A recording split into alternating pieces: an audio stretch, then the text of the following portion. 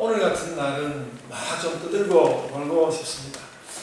우리가 손흥민이 군대 안 가게 된 것이 왜 이렇게 기쁜지. 저는 군대를 34개월이나 이렇게 있다가 나왔는데 하여간 그랬습니다. 어제 축구 안 보셨습니까? 축구 너무 즐겁게 잘 보았습니다. 오늘 이제 그 기쁜 마음을 한쪽에 좀 제쳐놓고 주의 말씀, 그 기쁜 마음으로 주의 말씀 가운데 나아가기를 원합니다. 여러분, 오늘 본문에는 삶이 정말 비참했던 한 사람이 나옵니다. 날 때부터 눈이 보이지 않았기 때문에 생존 욕구만 남아있고 인간 존엄과 관련된 모든 것이 다 없는, 결핍되어 있는 그런 사람, 부족함만 가득한 사람이었습니다. 그런데 예수께서 다가와서 그 사람을 사랑해 주자, 그런 보통 사람들을 훨씬 상회하는, 저는 보통 사람들보다 훨씬 못했는데 예수께서 그를 사랑해 주자 보통 사람들을 훨씬 상회하는 확신의 사람이 되었습니다. 오늘 저는 이 예수님과 맹인의 그 사랑하는 이야기를 하려고 합니다. 2016년 가을입니다. 학교에 있는데 목사님 두 분이 저를 찾아왔습니다. 꽤 큰 교회의 목사님들이었습니다. 그때 한 분은 제가 이미 가르치고 있는 목회신학 전문대학원의 학생이었고, 또 한 분은 2017년에 또 입학을 앞두고 있는 분이었습니다. 다 제 학생이었습니다. 그 이전과 이후로 이 두 분은 적어도 2학기 이상씩 저에게 수업을 받았습니다. 그들은 학생이고 저는 선생입니다. 그렇게 처음 만나고 한 2년 정도 지났는데, 한 분은 이미 꽤 큰 교회에 담임 목사라고 청명을 받아서 갔습니다. 1000명 이상 되는. 또 한 분은 올해 가을에 역시 꽤 큰 교회에 담임 목사라고 부임할 예정입니다. 그런데 그들의 선생인 저는 여전히 구리의 이 조그만 교회의 목사로서 이렇게 몇 명 안 되는 여러분들 앞에서 이렇게 지금 제가 설교를 하고 있습니다. 여러분, 이것이 공평합니까? 이것을 어떻게 생각해야 되겠습니까? 이 질문에 대한 대답을 저는 본문에서 찾아볼 수 있다고 생각합니다. 본문 이야기 시작이 이렇습니다. 아까 말씀드린 대로 처음부터, 날 때부터 맹인으로 난 사람이 있었습니다. 그래서 태어날 때 맹인이었고, 그리고 우리가 알고 있는 대로 그들의 나라, 이스라엘이라는 나라는 이미 로마의 식민지였고, 그리고 그 부모도 무슨 지위가 있거나 재산이 있거나 똑똑한 사람이 전혀 아니었습니다. 그래서 이런 처지에서 그런 처지에서 이 맹인 이 사람이 할 수 있는 것이 뭐가 있었겠습니까? 본문에 그의 비참하고 절망적인 형편이 적나라하게 표현되어 있습니다. 그래서 그는 결국 거지가 되어서 길바닥에서 구걸을 하는 사람이 되어 있었습니다. 오늘 본문 8절 말씀입니다. 눈뜬 맹인을 보고 사람들이 하면, 나중에 예수님께 눈뜨게 해주는데, 눈을 뜨고 난 뒤에 사람들이 한 말이 8절에 나오는데, 8절에 이렇게 말했습니다. 이웃 사람들과 전에 그 그림인 것을 보았던, 거지인 것을 보았던 사람들이 이르되 이는 앉아서 구걸하던 자가 아니냐. 다 온 동네가 다 아는 거지였습니다. 그는.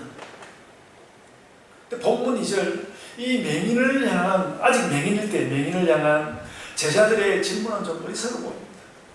저 사람이 저렇게 된 것이 자기의 죄 때문입니까? 부모의 죄 때문입니까? 여러분, 그 질문이 어떻게 어리석은가 하면, 그 부모가 어느 정도의 죄가 있다면 자식이 태어날 때부터 눈이 안 보이겠습니까? 혹은 그리고 날 때부터 맹인으로 태어난 사람은 이 사회 가운데 절대적인 약자인데, 그 절대적인 약자가 죄를 지으면 얼마나 쉽겠습니까?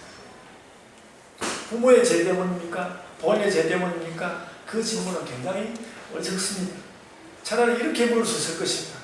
주님, 선생님, 예수님, 저 사람의 저런 불행을 우리가 어떻게 이해해야 됩니까? 이렇게 물었으면 차라리 질문으로서는 좋아질 것 같습니다. 야간 제자들의 질문은 별로 안 좋았지만 그래도 예수님의 대답은 방향이 좀 달랐습니다. 그가 저렇게 날 때부터 맹인이 된 것은 하나님의 영광을 위해서다. 하나님의 일을 위해서다. 하나님의 영광을 위해서다. 이것이 예수님의 답변이었습니다. 여러분, 제가 아까 물은 그 질문 기억하고 있습니까? 그 질문의 답이 보이십니까? 제가 큰 교회 목사님들의 선생님인데도 저는 왜 이렇게 작은 교회 목사입니까? 왜 그렇습니까? 하나님의 영광을 위해서 그렇다는 것이죠. 아멘. 네, 아멘. 오늘 오랜만에 여러분들 아멘 소리에서 시원하게 한번 들어봤습니다. 제가 더 긴 말을 할 필요가 없을 것입니다. 그리고 여러분, 제가 이렇게 작은 교회 목사를 하고 있는 건 하나님의 영광을 위해서 꼭 필요한 일이라고 생각합니다. 그리고 우리 교회도 커질 겁니다. 근데 저에게만 그런 하나님의 뜻이 있는 것은 아닙니다. 여러분 한 분 한 분이 다 그렇습니다. 여러분 한 분 한 분이 다 그렇습니다. 여러분이 지금 인생을 살아가고 있는데 여러분을 가장 어렵게 하는 조건이 무엇입니까? 가장 어렵게 하는 조건이 무엇입니까? 오늘 본문은 그 어려운 조건이 아버지의 죄 때문도 아니고 나의 죄 때문도 아니고 하나님의 영광을 위해서라고 말씀하고 있는 것입니다. 우리에게는 예수님의 이 시선이 필요합니다. 참 부족해 보이고 참 없어 보이는 거기에 대해서 그 하나님의 일할 것이 있다. 하나님의 영광이다. 그 예수님의 시선이 필요하다는 것이죠. 우리가 예수님을 좋아하는 이유가 저는 이런 것 때문이라고 봅니다. 예수님이 지금 최선의 시선, 그러니까 어떤 아주 안 된 사람을 바라보는 최선의 시선으로 예수님이 이 맹인을 바라보고 있습니다. 그리고 우리에게도 그렇게 하신 것입니다. 내가 보기에는 나의 오늘 모습이 하나님의 영광과는 너무 멀리 있는 것 같은데 예수께서는 그때에도 나에게 오셔서 너의 그런 모습은 하나님의 영광을 위한 거야. 그렇게 말씀하신다는 것이죠. 그래서 여러분, 그 예수께서 우리를 그렇게 바라보시는 그 시선이 작동하기만 한다면 그 이후에 일어날 일은 아주 선한 좋은 일로 정해져 있다는 것입니다. 우리는 이 땅 위에 긍정적인 자세를 쓸 수 있습니다. 예수께서 너의 그 모든 것이 하나님의 영광을 위한 것이야. 그렇게 우리가 느낄 수 있다면 우리는 긍정적인 자세로 이 세상에 설 수 있습니다. 이것이 바로 우리가 예수를 믿는 즐거움, 우리 예수님을 믿는 왜 즐거운가? 이것 때문에 즐거운 것입니다. 예수님, 내가 지금 여기서 뭘 하고 있는 것, 내가 도대체 예수님, 내가 지금 여기서 뭘 하고 있는 것입니까? 그런 질문을 해보신 적이 있으십니까? 나의 지금 모습에 대해서 주님의 의견을 물어보았습니까? 주님은 그렇게 답할 것입니다. 나는 지금 그러고 있는 너에게서 하나님의 영광을 본다. 이 말씀입니다. 여러분, 이 맹인 이야기는 뜯어볼수록 더 놀랍습니다. 어릴 때부터 맹인이고 부모는 아무런 능력이 없고 그래서 길거리 거지가 되어 있는 것은 피할 수 없었습니다. 태어나서부터 아무것도 보지를 못했으니까 도대체 본다는 것에 대한 개념조차 없는 사람이었습니다. 그가 아는 것이 뭐가 있었겠습니까?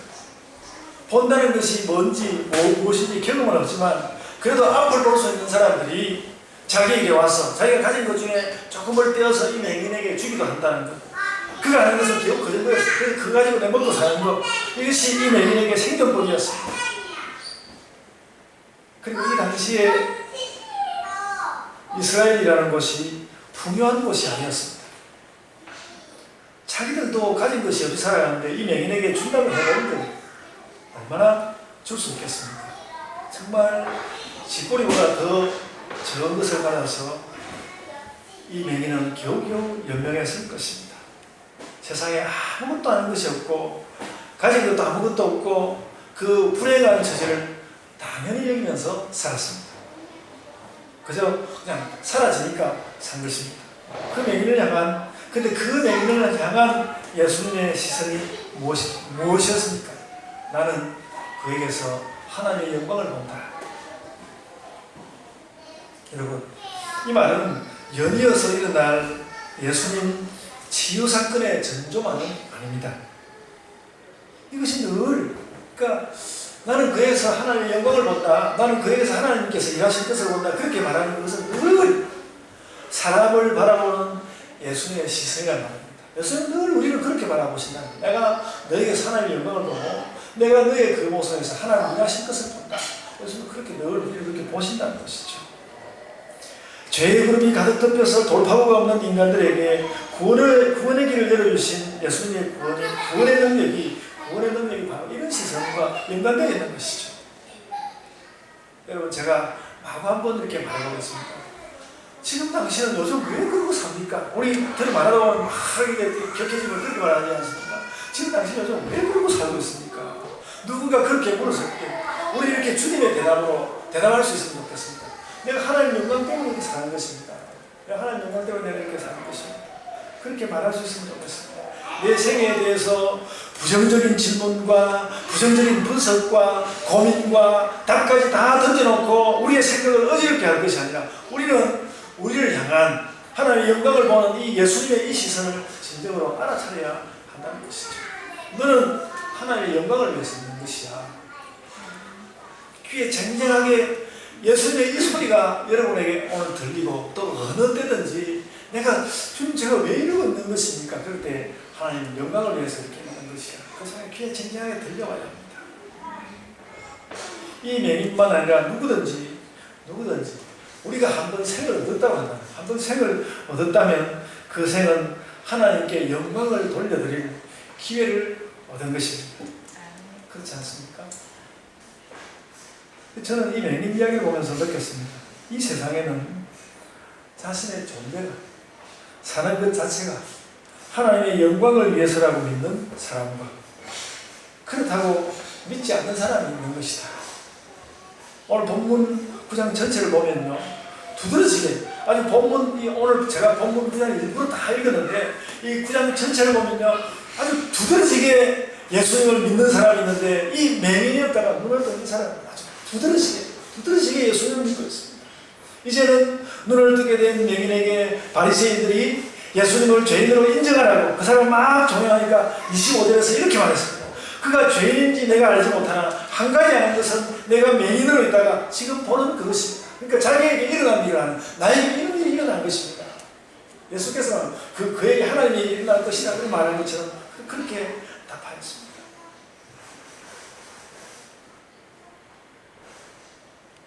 하나님의 영광이 나에게 일어났습니다. 바리새인들이 다시 26절에서 예수님이 어떻게, 그러면 그 사람이 어떻게 눈을 뜨게 했느냐고 26절에서 다시 캐물었습니다. 그래서 30절에서 그는 이 물음에 답하면서 이렇게 말합니다. 이상하다. 이 사람이 내 눈을 뜨게 하였을 때 당신들은 그 어디서 왔는지 알지 못하는도다. 자기는 예수님이 하늘로부터 왔고 하늘 일을 하고 있다는 것을 확신한다는 말이었습니다. 그리고 33절에서 다시 이것을 못을 박아 말합니다. 이 사람이 하나님께로부터 오지 않았으면 아무 일도 할 수 없으리이다. 그렇게 답하였습니다. 이 맹인은 이미 확신의 사람이 되어 있습니다. 물론 좋은 것을 받긴 했죠. 그럼 확신의 사람이 되어 있었습니다. 그래서 오늘 보면 요한복음 9장은 그걸 보여주는 것이죠. 예수님의 말씀도 보여주지만 이 사람이 어떻게 확신의 사람이 되었는지 보여주고 있습니다. 여러분, 우리도 우리의 삶에 하나님의 영광이 있는 것을, 나의 삶에 하나님의 영광이 있는 것을 깨닫지 못한다면 아무것도 할 수 없을 겁니다. 나에게 하나님의 영광이 와 있는 것을 깨닫지 못한다면 아무것도 제대로 힘차게 하지 못하는 건 이렇게 될까? 안 될까? 이게 뭐 설마 될까? 내가 이거 조금 하는 게 설마 될까? 이러고 살기 쉽다는 것이죠. 나의 삶이 하나님의 영광이라는 것을 시인할 때, 인정할 때 하나님의 새로운 역사도 우리에게 일어날 것입니다.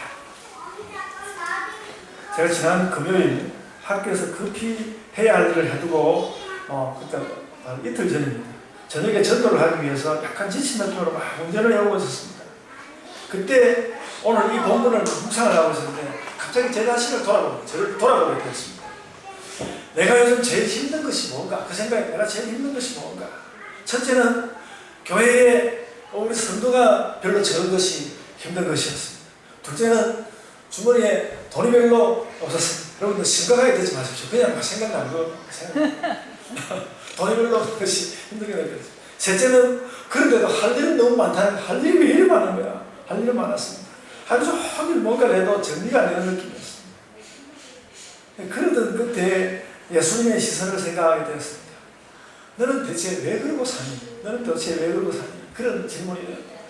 근데 저를 향한 예수님의 대답은 이 맹인을 향한 대답과 맹인을 향한 답과 같은 거라고 했어요. 너는 지금 하나님의 영광을 위해서 그러고 있는 거야. 아멘. 하나님의 영광을 위해서 그러고 있는 것이야. 그래서 힘을 얻어서 제가 그래서 그 말이 딱 생각나서 힘을 얻어서 그러면 좋은 일 세 가지라고 생각해서 나쁜 일 생각할 것이 아니라 좋은 일 세 가지 생각해보자. 그럼 여기도 제가 갑자기 생각하니까 무슨 대단히 철학적이죠. 제가 원래 철학적이잖아요. 철학적인 것을 기대하지 마시고 들어보십시오. 첫째는 교회가 있는 것이 저에게 좋은 첫째는 교회가 있는 것입니다. 내가 교회가 없으면 내가 뭘 할 수 있을까? 여러분 한 사람 한 사람이 저에게는 너무 저에게 좋은 일입니다. 그리고 여러분 이 예배당 건물도 너무 좋습니다. 우리 교회 안에 들어오면 늘 야, 이렇게 좋은 교회 목사구나 늘 그렇게 생각합니다. 교회 건물도 너무 좋습니다. 첫째는 그렇고요. 둘째는 저에게 아내가 있는 것입니다. 제가 처음 결혼해가지고 사이가 별로 좋은 부부가 아니었지만 그래도 자꾸 예수님이 갈고 닦여가지고 이제는 좀 꽤 사이가 좋은 부부가 되었습니다. 세상에서 제일 가까운 사람이 되죠. 제가 아내가 없으면 못 삽니다. 저에게 좋은 조건이죠. 첫째는 저에게 아들이 있는 거예요. 오늘도 예배드리러 안 왔는데 그래도 아들이 있는 것이 행복입니다. 가족 이야기 많아 죄송한데요. 근데 여러분 마찬가지 아니겠습니까? 교회가 있어서 가족이 있어서 그리고 또 나에게 할 일이 있어서 그게 좋은 거 아닙니까? 그건 좋은 일이라는 거죠. 거기에서 우리가 거기에서 왜 하나님의 영광을 볼 수 없습니까? 하나님의 영광을 봐야죠. 그러니까 오늘 말씀은 그런 것입니다. 내가 나의 인생을 하나님의 영광으로 보느냐 그냥 단지 고달픔의 연속으로 보느냐 그것이 결국 우리의 인생의 모양을 바꾸어놓은 것입니다. 그래서 저는 그렇게 하나님의 영광을 확인하고 금요일날 전도 잘했습니다. 사모님과 조경희 전도사님 애를 많이 썼습니다. 사모님은 주로 장년부를 향해서 전도사님은 어린아이들을 향해서 그래서 보면서 제가 또 그런 것이 와 우리 전도팀에 어른 한 명, 어른들 장년부 전도할 어른 한 명 더 있었으면 좋겠고 또 이게 어린아이들 오니까 그 어린아이들 만날 그 젊은 우리 대학생 그 선생님 한 분 있으면 얼마나 더 좋을까 그런 것도 느꼈어요. 제가 페이스북에 올려가지고 지원자를 좀 찾아야 되겠다 그런 생각도 하고 있습니다. 지난 금요일에 그런 비를 받았는데 저는 금요일날 계속 솜사탕 아저씨 어떻게 만들어 막 그런데 전도사님이 아저씨 아니고 목사님이다 막 그러고 이제 막 이렇게 제가 솜사탕을 열심히 만들었습니다. 그러다가 아이들에게 내가 툭 던져봤어. 얘들아 너희가 여기서는 목사님을 만나지만 우리 교회에 오면 저 예봉교회 오면 예수님을 만날 때다. 여러분 영은 아닙니까? 우리가 저희들이 들어온 그 전도 말이야 최고의 말이네. 너희가 지금은 목사님 만나지만 우리 교회 오면 예수님을 만날 거다. 그래서 진짜 제가 근데 어색하게 그 말 한마디 했는데 그 아이들 중에 어떤 아이가요 어떻게 하면 예수님을 만날 수 있는지 묻더라고요. 그래서 놀랐어요. 야 내가 진짜 잘 물었구나. 그래서 전도사님이 교회에 오면 그 방법을 가르쳐준다고 했는데 전도사님 그 답을 마련해 두어야 할 것입니다. 그랬습니다. 그래서 다음 금요일에도 이번 주에도 돌아오는 금요일에도 솜사탕 만들어주면서 아이들을 만나요. 그래서 금요일 저녁에 기도하면서 힘은 들었지만 우리 어쨌든 이 전도를 즐거운 마음으로 이 사회를 합시다. 다짐하고 여러분 우리 교회 전도가 발전할 겁니다. 바로 그런 전도의 발전도 무엇을 위한 것인가? 하나님의 영광을 위한 것이란 말이죠. 그래서 이런 것들을 깨달으니까 막 바울 사도의 말이 또 올라왔습니다. 로마서 14장 8절에 우리가 살아도 주를 위하여 살고 죽어도 주를 위하여 죽나니 그러므로 살아 죽으나 우리가 주의 것이로다. 아멘. 우리가 살아도 주의 영광, 죽어도 주의 영광을 위해 사는 것이다. 제가 이제 주일날 예배드리면 맨날 제가 이야기만 하려고 하는데 지난 수요일 예배에 우리 상담학 교수 한 분이 와서 청소년에 대한 말씀을 했습니다. 그 상담학에서 우리가 기대하는 것을 여러분 얼마나 들으셨는지 모르겠는데 저는 들은 것도 같고 못 들은 것도 같고 강의가 아주 탁월한 강의는 아니었습니다. 그래도 그분이 아주 소중한 것을 가르쳐줬는데 청소년 무슨 공감해라. 그리고 청소년들 만날 때 너 때문이야 그러지 말고 엄마의 심정을 나는 이렇게 느껴진다. 그렇게 나의 이야기를 나의 메시지를 쓰고 또 메마르지 않고 감정이 담긴 대화를 해라. 뭐 그런 정도로 우리에게 가르쳐 주었습니다. 그리고 식사 후에 긴 시간 대화를 나누었습니다. 가실 때 아주 조금의 사례들을 드렸습니다. 근데 그분이 혹시 우리 교회에 와보니까 교회를 보고 혹시 제 계좌를 물어서 헌금을 원한다고 해서 계좌를 할 수 없이 가르쳐 드렸거든요. 가르쳤는데 사례비에다가 돈을 보태가지고 헌금을 보냈습니다. 우리 이렇게 못 사는 이야기 자랑하는 거 아니고 너무 그것이 너무 고마웠습니다. 제가 미안함이 한가득이지만 여러분, 우리가 이런 일도 바로 하나님의 영광이 아니겠습니까? 우리가 남을 좀 도울 수도 있고 남들이 우리를 좀 도울 수도 있는 것입니다. 받는 사람이 주는 사람보다 더 복되다고 성경도 말씀하지만 어쨌든 주는 것도 복되고 받는 것도 복되고 그 다 하나님의 영광, 다 하나님의 영광이라는 것이죠. 아니 그것보다는 오히려 그래서 우리가 무엇을 하든지 내가 무엇을 하든지 우리의 행동이 하나님의 영광을 드러내도록 행동해야 되겠다. 그런 결심이 여러분 가운데 일어났습니다. 내가 어떻게 하면 하나님의 영광이 드러나도록 행동할 것인가? 이것이 오늘 우리에게 주님 가져가는 것이죠. 여러분, 제가 이제 철학 이야기 좀 하겠습니다. 칸트가 그의 윤리학을 말한 실천이성기반에서 이렇게 말했습니다. 너의 행위의 준칙이, 어려운 말이죠. 너의 행위의 준칙이 보편적인 법칙에 어긋나지 않도록 그렇게 행동해라. 무슨 말인지 알아들으셨습니까? 그래도 칸트가 한 말 가운데 가장 쉬운 말 중에 하나입니다. 너의 행위의 준칙, 네가 행동을 하는데 그 행위를 하는 그 법칙이 보편적인, 세상에 통하는 보편적인 법칙에 어긋나지 않도록 그렇게 행동해라. 가만 뜯어보면요, 뻔한 말을 하는 거예요. 저도 할 수 있는 말. 근데 이것이 아니라 윤리학에서 가장 중요한 말 가운데 하나이죠. 그렇게 말했습니다. 그래서 이거 윤리학적인 정언 명제로 불리는 아주 중요한 명제입니다.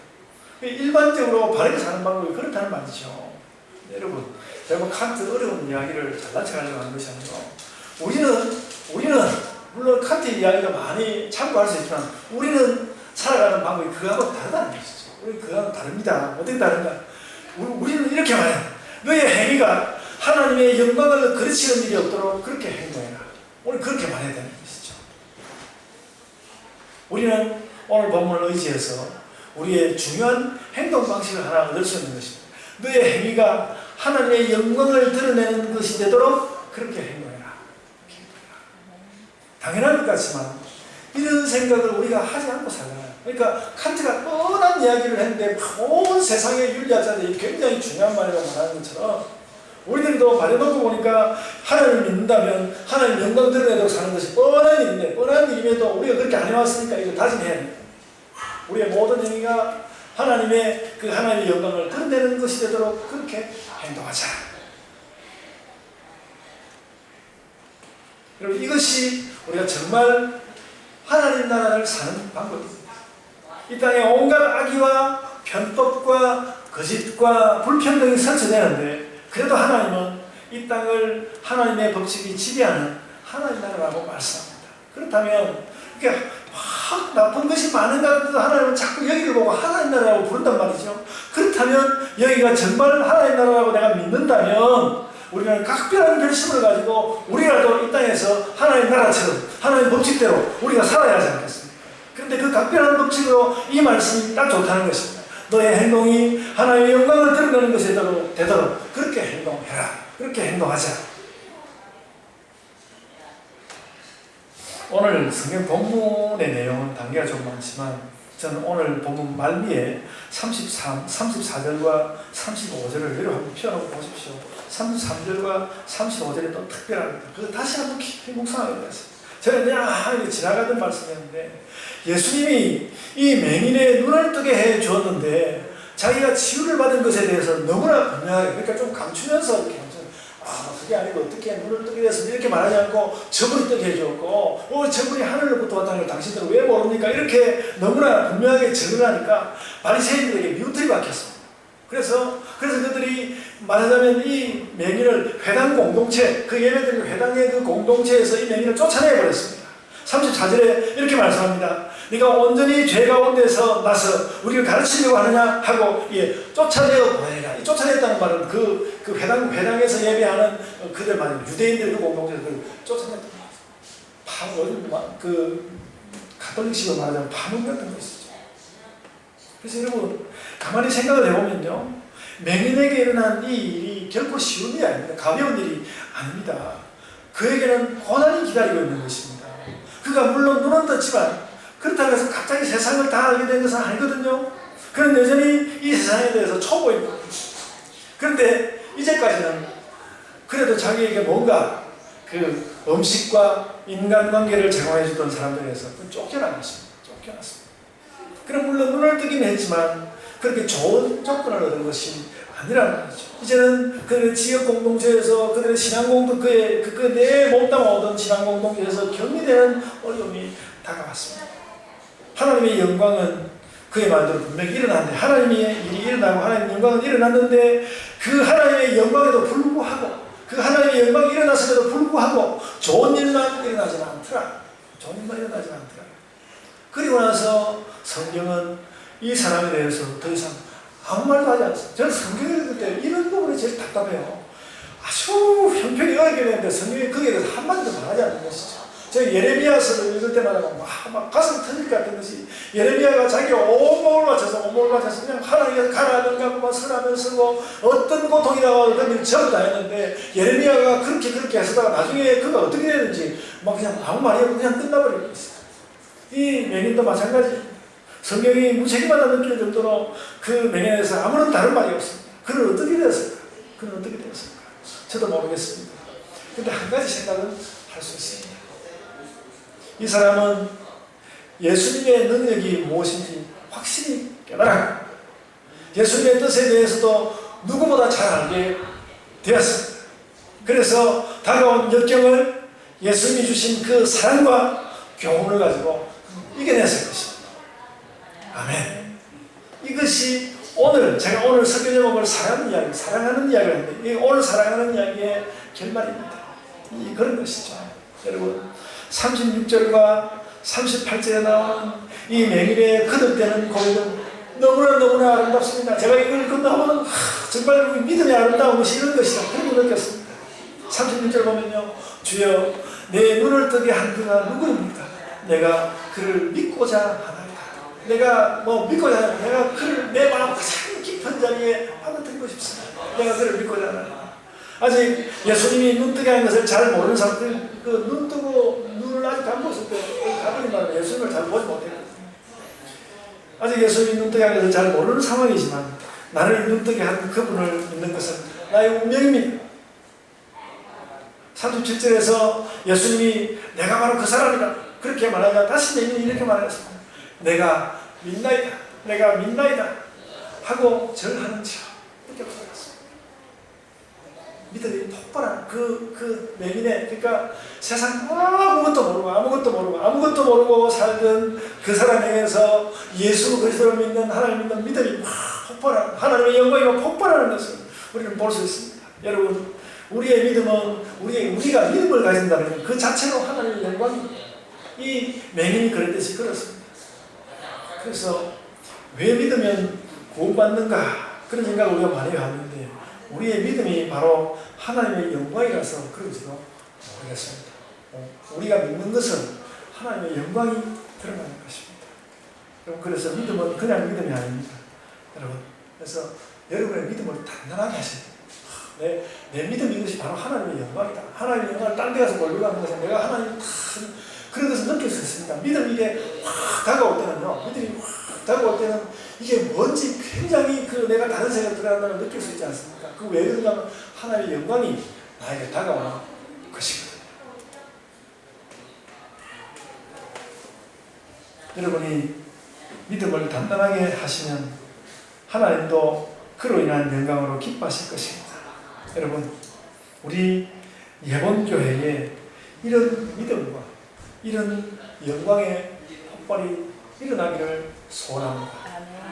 현재의 우리의 모습에서 너무 신뢰하지 마시다. 좀 그래도 아직도 더 올 사람이 나왔는데 이 사람이 좀 잘하면 좋겠네요. 하여간 좀 더 올 사람, 우리가 신앙하지 말고 하나님의 영광이 폭발하는 날을 저희가 기다리겠습니다.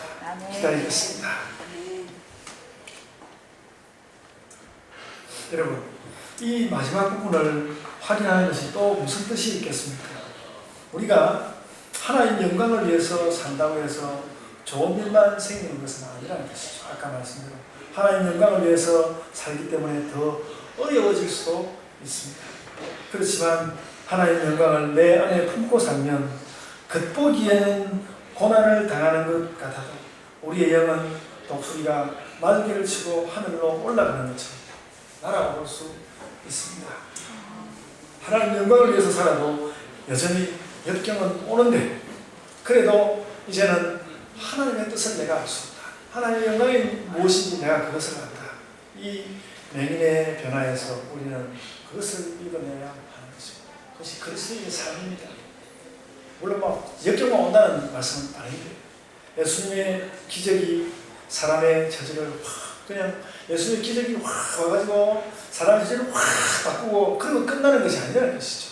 세상, 그래서 예수님이 들어오셔서 우리를 확 갈아엎어 놓고 바꾸어 놓았을 때, 그리고 난 뒤에 우리에게 진정으로 찾아오는 것은 뭔가 하면 우리가 신자의 진정한 삶을 살게 된다는 것입니다. 세상 살기에는 여전히 고통이 있을 수 있지만 그래도 우리는 이제 진정한 삶을 살게 되었다. 하나님께서 원래 주시고자 했던 진정한 삶을 살게 되었다. 저는 이것이라고 봅니다. 이 맹인은 예수님의 시선에 부딪혀서 치유를 얻고 결국 이전에는 알지 못하던 세상에 부딪히게 되었는데 하나님 백성의 진정한 삶에 도달한 것입니다. 그래서 오늘 그 요한복음 9장은 쭉 그런 이 변화되는 그 맹인의 이야기를 우리에게 보여주고 있는 것입니다. 주여 내가 믿나이다. 이 말은 그런 뜻을 담고, 주여 내가 믿나이다. 이 말은 내가 아버지 하나님께서 당신으로서 내가 삶이 완전히 바뀌었어요. 그리고 앞으로도 자꾸 더 바뀔 거고 그 바뀐 그런 사람으로 살아갈 것입니다. 그런 뜻을 가지고 있습니다. 나에게 진정한 삶이 왔습니다. 주여 내가 믿나이다. 그 말은 나에게 진정한 삶이 왔습니다. 주여 당신으로 인해서 나에게 진정한 삶이 왔습니다. 하나님과 우리의 사랑하는 이야기는 바로 그것입니다. 여러분, 우리가 짝퉁의 삶을 살지 맙시다. 제가 이렇게 작은 교회 목사로 살면서 혹시 내가 이 짝퉁 목사는 아닌가 그런 것이 제일 걱정이 되는데 오늘 이 말씀을 대하면서 그러지 않다는 것. 여러분, 우리가 짝퉁의 삶을 살지 맙시다. 혹은 금만 번지르르한 것도 따라가지 맙시다. 우리가 예수 그리스도를 우리 마음에 모셔드림으로 진정한 삶을 살아냅시다. 아멘. 이제 우리 다 같이 기도하시겠습니다. 우리의 모든 어려운 문제에서 하나님 영광을 발견하게 하셔서 기도합시다. 또 하나님 아버지 저희에게 하나님의 영광을 드러내어 주소서. 늘 드러내어 주소서. 저희가 믿음으로 하나님을 영광되게 하기 원합니다. 저희에게 믿음 주옵소서. 함께 기도합시다. 아버지 하나님 저희에게